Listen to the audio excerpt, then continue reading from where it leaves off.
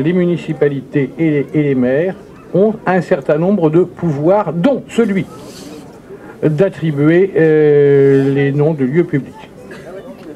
Alors, on va prendre un exemple caricatural, 2 secondes.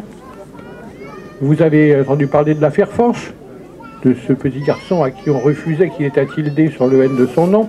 Je pense qu'on va réussir à remporter cette histoire, mais je ne veux pas me prononcer tant que ça n'est pas tout à fait fini.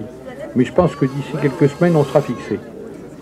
Eh bien, quand on interdisait le tilde au petit Fanche, quand on interdisait en pays catalan l'accent sur le i du petit Marty, dans une autorité municipale, on a fait mieux. On a baptisé à Paris une place qui s'appelle la place de Kyoto, du nom de la ville japonaise. Ça va, évidemment, on ne l'a pas écrit en japonais parce que personne n'aurait compris, alors on a traduit la sonorité de Kyoto en termes français. Et on a écrit K-Y-O, avec un trait horizontal sur le O, T-O, pour marquer qu'il fallait prononcer Kyoto, allongé en quelque sorte la première voyelle. Savez-vous comment s'appelle ce trait, qui est l'équivalent du tilde en minuscule? Ça s'appelle un macron. Ça ne s'invente pas, vous regarderez dans le dictionnaire. Alors, un macron, pas de tilde, moi j'attends qu'on m'explique. Et en tout cas, si vous voulez, on va essayer de passer à du concret. Les maires aujourd'hui sont en fin de mandat, les conseillers municipaux aussi.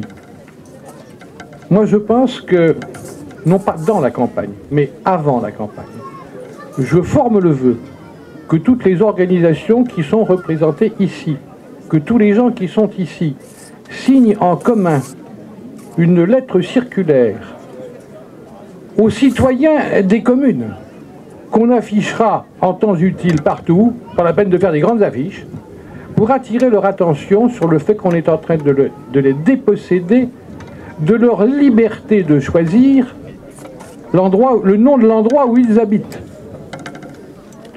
Il y a eu à une époque, une première époque, sous Napoléon, où on a décidé de répertorier les différentes propriétés qu'on appelle le cadastre.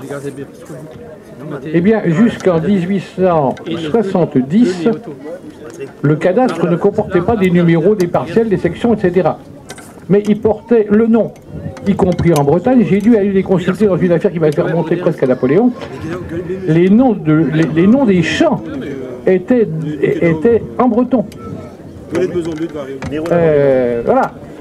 Alors, depuis on a mis des numéros. C'est déjà un premier recul.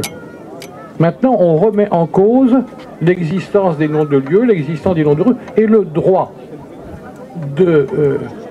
d'user de ces noms, qui sont les noms de la langue bretonne, pour, quelque sorte, effacer un peu plus ce qu'on veut mettre au musée. J'en termine là.